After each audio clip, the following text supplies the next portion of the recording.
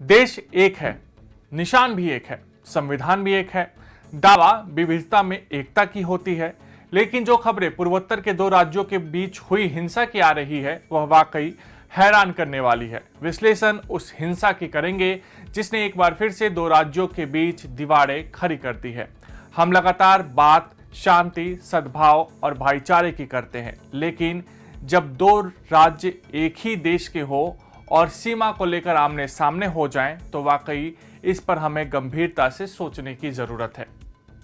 सरकारें बदलती है, समय के साथ संसाधनों में इजाफा होता है, परंतु परिस्थितियां जस की तस दिखती है तो विकास के दावे बस जुमले ही लगने लगते हैं। आज कुछ ऐसा ही दिल्ली की सड़कों पर देखने को मिला। भारी बारिश की वजह से हर तरफ ट्रैफिक और जल जमाव की स्थिति है।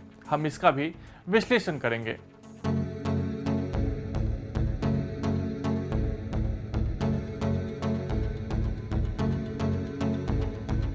नमस्कार, न्यूज रूम में आपका स्वागत है। आपके साथ मैं हूं अंकित सिंह।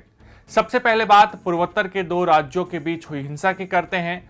असम मिजोरम की विवादित सीमा के पास संघर्ष के बाद तनाव बढ़ गया है।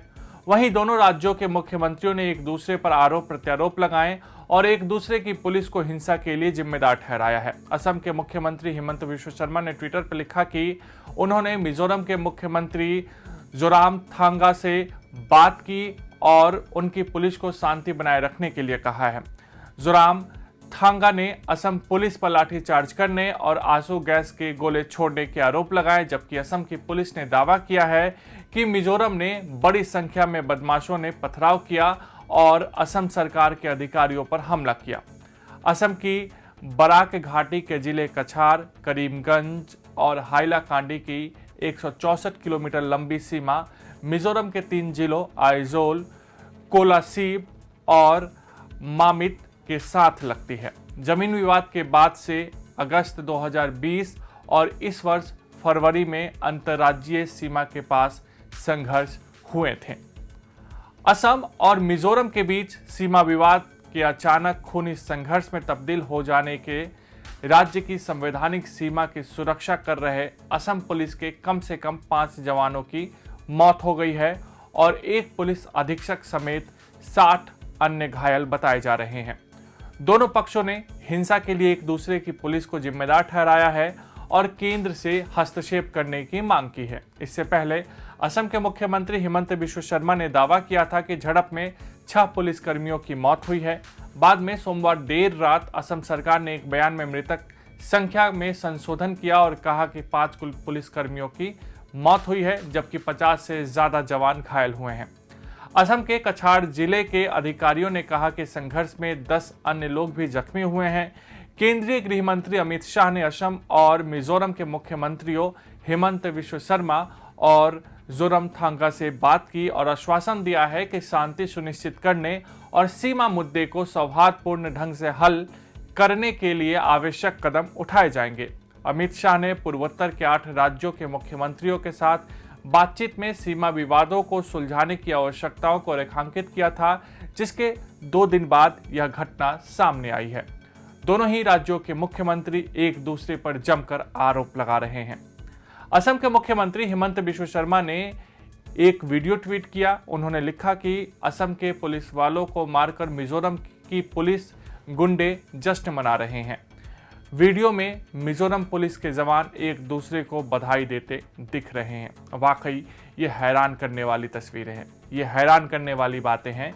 हम एक देश में रहते हैं, फिर भी छोटी छोटी विवादों को लेकर हम खूनी झड़प पर उतर आते हैं, जो वाकई शांति का प्रतीक माने जाने वाले भारत के लिए अच्छी बात नहीं है।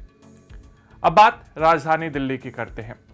राजधानी दिल्ली में सुबह हुई बारिश ने मौसम को सुहाना बना दिया। तड़के हुई बारिश ने लोगों को गर्मी से राहत भी पहुंचाई है। दिल्ली एनसीआर के अलग अलग हिस्सों में लगभग 2 घंटे तक झमाझम बारिश होती रही, लेकिन इस बारिश ने दिल्ली एनसीआर का हाल भी बुरा कर दिया। तमाम सड़कों पर पानी भरा हुआ है, जिसकी वजह से अलग अलग इलाकों में भयंकर ट्रैफिक देखने को मिल रही है। सड़कों पर वाहन परिचालन कराना मुश्किल हो गया है। साथ ही साथ गलियां और पार्क हर जगह पानी ही पानी दिखाई दे रहा है। जाहिर सी बात है, बारिश हम सभी को अच्छी लगती है, लेकिन इसके बाद होने वाली समस्याएं हमारे लिए कई मुश्किलें पैदा करती है। सवाल यह है कि बारिश तो पहले भी होती है, आज भी हो रही है और आने वाले दिनों में भी होगी, लेकिन सरकारें बारिश को लेकर तैयारियां क्या करती हैं? देश की राजधानी दिल्ली की जो तस्वीर हम सबके सामने है वह वाकई हैरान करती है। आजादी के 75 साल बाद भी हम देश की राजधानी में व्यवस्थाएं सही नहीं कर पाए हैं, तो आखिर जिम्मेदार कौन है? चुनाव में नेता दावे तो बड़े बड़े करते हैं, लेकिन चुनाव के बाद 5 सालों तक भुगतना जनता को पड़ता है। उम्मीद है इस सावन तो नहीं, लेकिन अगले सावन दिल्ली की हालात बदलेगी।